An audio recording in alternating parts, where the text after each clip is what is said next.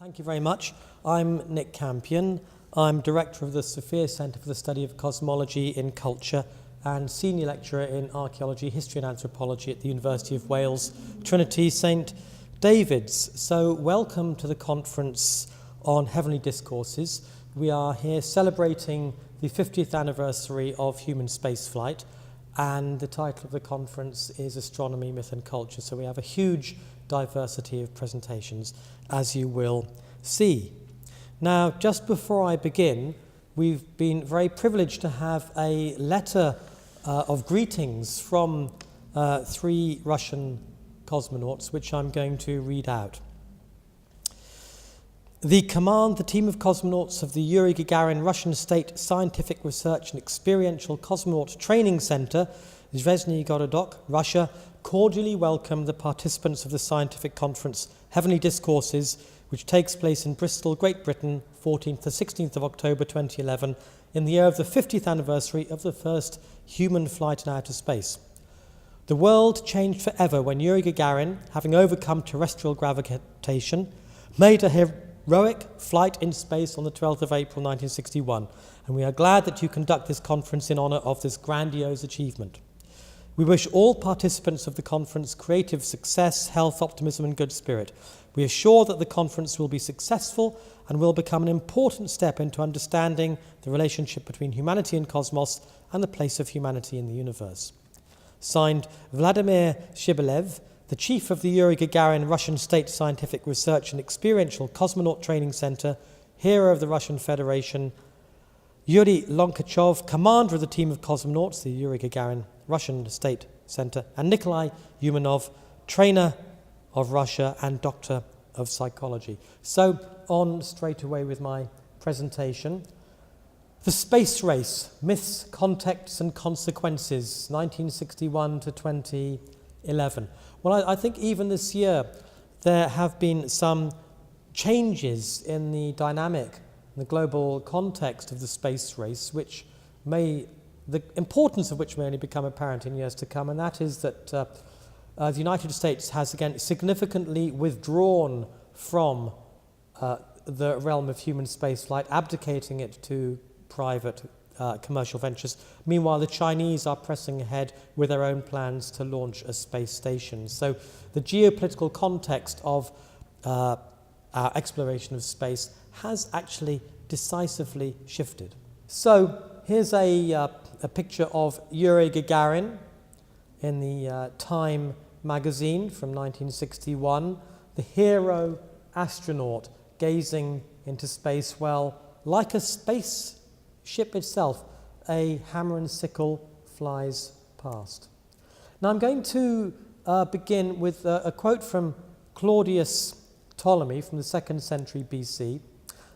Ptolemy, the 2nd century astronomer and geographer, a man, though, with much wider metaphysical interests than that simple designation would suggest. He wrote, "I know that I am mortal, the creature of one day, but when I explore the winding course of the stars, I no longer touch with my feet the earth. I'm standing near Zeus himself, drinking my fill of ambrosia, the food of the gods." So let's deal with approaches to the history of space flight. We have objective truth, which might deal with technology, budgets, finances, celestial mechanics, how we actually get to the planets, and narrative truth, ideological and cultural contexts, propaganda, film, conspiracy theorists, New Age and new religious movements, and cultural consequences. Amongst the consequences, of course, it's generally well accepted that the first photographs taken of the entire Earth from space by the Apollo astronauts in the late 60s were responsible for galvanizing the notion of the global village, of an Earth without borders, without frontiers, one race, the human race.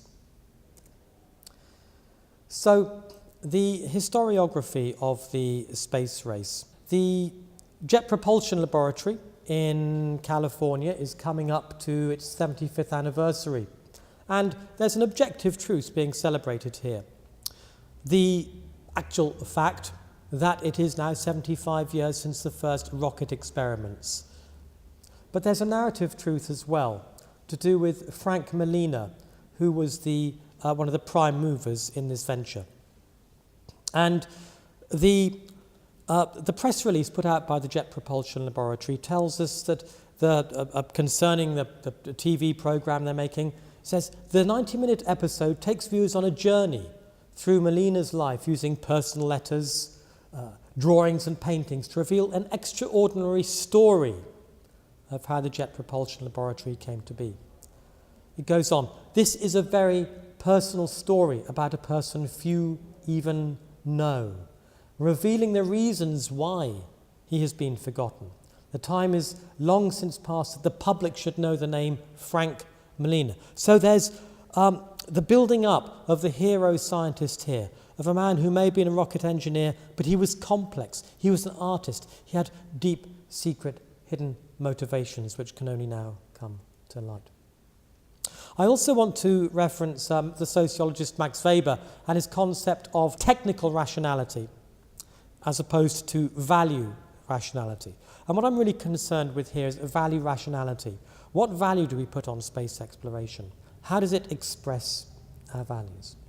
Well, let's look at the contexts. The space race in its origins in the 1940s and 50s is often placed within the context of the Cold War, and political analysis in everyday discourse tends to be dominated by material considerations. So the Cold War tends to be analysed in terms of competition for resources, strategic control, competing economic models. Psychological considerations tend to be emphasised less, perhaps because they are more difficult to measure. So if, though, we look at psychological motives, the Cold War then becomes analysed in terms of greed, fear, jealousy, anger, and concepts such as otherness. The Soviet Union is the other of the United States. It's the dark empire. The United States is the other of the Soviet Union, the home of exploitative, evil capitalists. So the space race is often interpreted as a battle. So DEBORAH GADBURY, in her History of the Space Race, subtitles her book, The Battle to Rule the Heavens. There's a struggle to rule the heavens. We're almost anticipating the military antics of the Star Wars films. Now, I also want to look at President John F. Kennedy's speech to Congress of the 25th of May 1961. This was the speech in which Kennedy put forward the plan to place a man, as he put it, on the moon, stung by the humiliation which the United States experienced as a result of Yuri Gagarin's flight just 1 month earlier. Kennedy dealt with the objective and the rational. He said, "We propose to accelerate the development of the appropriate lunar spacecraft. We propose to develop alternative liquid and solid fuel boosters.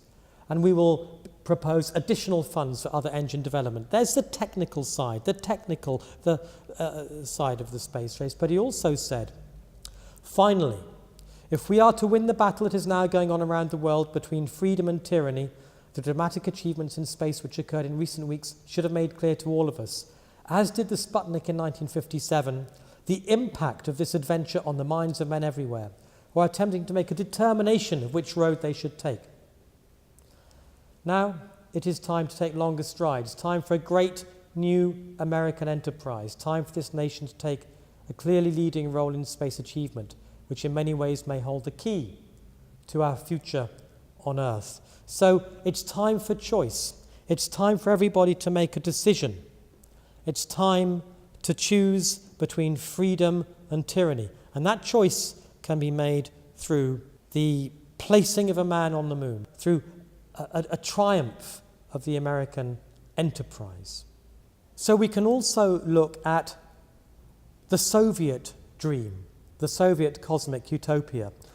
There are a group of people in Russia and the Soviet Union in the early 20th century who we refer to as cosmists, who argued that the next stage of human evolution is in space. We may wonder what Karl Marx would have thought of this. I suspect he would have approved. One such figure was Konstantin Tsiolkovsky, who said, "Mankind will not be bound to Earth forever." Tsiolkovsky was a rocket engineer, an enthusiastic reader of Jules Verne. He was hailed by the Soviet government as an ordinary person who had become a great scientist when freed from the oppression of the bourgeoisie. And we have here an image not just of Tsiolkovsky, but of a heroic Russian family looking slightly upwards, was envisaging this new cosmic dream. So my hypothesis then is, and I don't think it's a controversial one, in the narrative sense, in the sense of narrative history, space exploration is a psychological enterprise. And we could point to Carl Jung, Sigmund Freud, or B.F. Skinner, I think, in our support. I don't think any of them would challenge this notion. So technology is an adjunct to the psychological imperative, and scientific discoveries serve psychological needs. We could equally well say that the space race is a religious enterprise, a mythical enterprise, a desire for salvation, parallel to the acquisitive functions of consumerism, or anything else. It's the great feature of cultural theory that it's flexible, it's malleable. We can come up with different terms to encourage a conversation to discuss any great enterprise. So looking at the ascent to the stars then, we can go back to the 2nd millennium BC, to the Egyptian pyramid texts written to encourage the pharaoh's journey to the stars. This is one such text, utterance 508. I have trodden thy rays as a ramp under my feet, whereupon I mount up to that my mother, the living Uraeus on the brow of Re. The Uraeus is the cobra that the pharaohs wore on their heads, and the pharaoh is mounting to the sun, to Re, the sun god. It's generally assumed that in terms of recorded history, the literary tradition, the ancient Egyptians were the first to espouse the notion of an ascent of the soul to the stars. There may have been earlier oral traditions who held the same belief, but unfortunately they're lost. In the literary record, it's the Egyptians. And I would hold with the Greek historian Herodotus that these ideas then were adopted by the classical Greeks. So the Greeks in Egypt in the Hellenistic period produced a series of texts known collectively as the Corpus Hermeticum, which dealt with the soul's ascent to the stars. In a purgative sense, the soul is purified by ascending to the stars. So here's one such text from around the 2nd or 1st centuries BC. I'll paraphrase, that as the soul passes the moon, it sheds the perils of growth and decay. As it passes through the sphere of Mercury, it sheds trickery. As it passes past Venus, it sheds the tendency to deceit.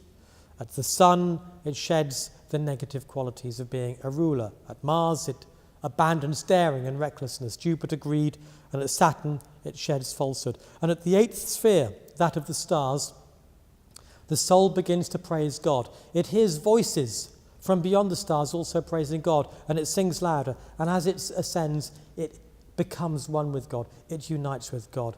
Humanity and the divine are reconciled. And they're reconciled through the journey through the stars, through the ascent to heaven.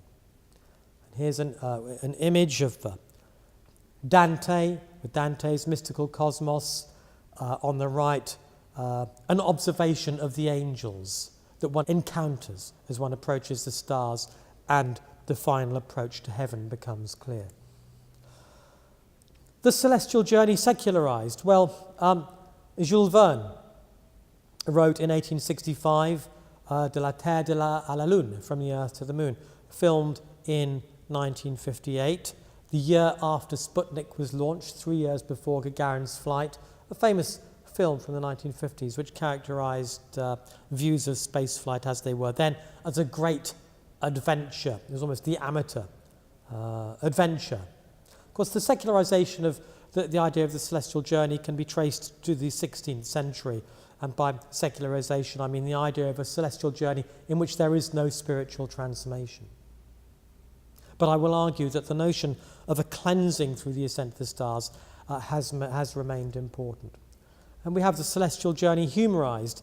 Georges Méliès, La Rêve d'un Astronaut, 1899. The poster for this film, as we can see, has the famous image of the moon with a space rocket stuck in its eye. And then we have myth and mass culture, the blockbuster franchises of Star Trek and Star Wars, the final frontiers. Boldly going. Joseph Campbell and the hero's journey. It's well known that Campbell was influential in the making of Star Wars, and the films are structured in terms of his idea of the hero's journey, the hero beginning maybe with a mysterious origin and then progressing through a series of trials to the final triumph and self-realization. Messages from the sky. When we have the day the earth stood still. 1952. The film climaxes with an attempt by the alien, played by John Rennie, to give advice, well-meaning advice, to the great and the good of the human race. Humanity cannot take this. They cry out in terror. They're angry. They don't like to be lectured. They run away. It's a disaster. Very much the same model as we find in the Ten Commandments from 1956, where Charlton Heston descends from Mount Sinai carrying the tablets of stone, messages from the sky, to find the children of Israel unable to cope. The children of Israel, they cry out in terror. They're afraid. They run away. A few of them accept that they have done wrong and accept Moses and the new commandments. A great many of them cannot cope in terror. Exactly the same motif as we find in the Alien film, The Day the Earth Stood Still. Then we have the astronaut as hero, priest, or psychopomp. The heavens, formerly the province of priests, were now to be seized by uniformed astronauts, quoting Stephen Choukakis. So here we have on the left an Egyptian hour priest wearing his cloak of stars in colour, the prophet Daniel, omen reader and astrologer to the last Babylonian kings, an Aztec diviner, and on the right there you'll see Yuri Gagarin looking heroic, almost priestly, with his insignia and his medals. The astronaut as hero, fiction, fact and faction. On the left, Star Trek with Captain Jean-Luc Picard and Captain Kirk. Their jaws firm, their eyes resolute, facing any challenge that can be thrown at them. On the right-hand side, Tom Hanks from Apollo 13, resolute, his jaw firm, his eyes determined, again facing any challenge that can be thrown at him. Playing Jim Lovell, the commander of the Apollo 13 mission. And in the middle, the Apollo 13 astronauts themselves. Perfectly friendly, open, smiling people. We see the fictional portrayal of the astronaut, the fictional astronaut and the factual astronaut, at odds with the actual documentary evidence. So the notion of the astronaut as hero becomes an important voice in popular culture. We have the astronaut as saviour, the astronaut as cowboy, maybe, or the cowboy as astronaut, the astronaut as authentic American hero. So here we have Bruce Willis in Armageddon, an oil driller who becomes an ad hoc astronaut, saving the world by landing on a comet headed for collision with the Earth and blowing it up with a nuclear warhead. Resolute, determined, the amateur, the authentic American hero, seeing any challenge and being ready to overcome it. Back to the Soviet Union.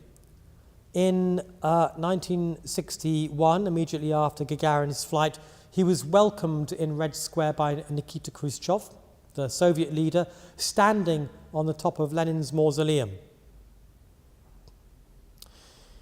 This is Khrushchev's speech. Dear friends, citizens of the world, I address you with a sense of great joy and pride. For the first time in history, a man from planet Earth, our Soviet man, broke through into space in a ship created by Soviet scientists and performed the first unexampled trip to the stars. We bid a warm welcome to Yuri Alexeyevich Gagarin, the heroic Soviet man. He has displayed high moral qualities, courage, self-control and valour. He is the first man to have seen all our planet Earth, which is in perpetual motion, in an hour and a half, taking in its vast oceans and continents at a glance. Gagarin is a superman. Gagarin has been where nobody has been before. He looks down on the entire Earth with one single glance, like a god. His name will live on like that of Christopher Columbus. Khrushchev goes on in a direct challenge to America. Gagarin's name, Khrushchev continues, will be immortal in man's history. All of us appreciate the world of thoughts and emotions, he continues, that our first space traveller has brought back with him to the Earth. So Gagarin goes to the stars and he brings back a world of thoughts and emotions. He's brought something back with him from the starry realms. So Khrushchev, in his narrative, in his welcome, is deliberately tuning into that narrative of stellar exploration which goes back, as we saw, to the ancient world. So we have two versions here of the astronaut. We have the astronaut as the bringer of wisdom, the person who has travelled to stars and seen what nobody else has ever seen and has special knowledge as a result. And then the hero scientist, challenging nature, defying gravity. So Gagarin then becomes part of the same lineage that goes back to the Egyptian pharaohs, but also becomes a prototype for Tom Hanks, Captain Kirk, Jean-Luc Picard, and Bruce Willis. This poster sums it up. Here's a Soviet astronaut gazing into the future happily, with the sun beaming down on him, but he's in space. Glory to the native land of the heroes, the caption reads. And another hero. It seems to me possible that the Gagarin has been eclipsed by Neil Armstrong, the first man on the moon in the popular imagination. Perhaps because Gagarin went into space, but there's no boundaries there. There are no boundaries in space.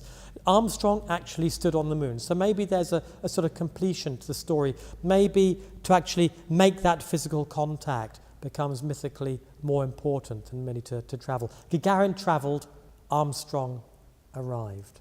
I'll go back to the classical world, to the Stoic emperor Marcus Aurelius, like Claudius Ptolemy, a Stoic philosopher. Lived about 40 years after Ptolemy. Marcus Aurelius wrote, "Survey the circling stars as though you yourself were in mid-course with them. Often picture the changing and rechanging dance of the elements. Visions of this kind purge away the dross of our earthbound life. So one's soul can be cleansed by an imaginative union with the stars." I'm just going to end with another picture. Here's from the Sunday Times Eureka magazine of June this year. An astronaut floating in space with the caption, "Where next?" So thank you very much. Welcome to the conference, and I hope the next 3 days are very productive. Thank you.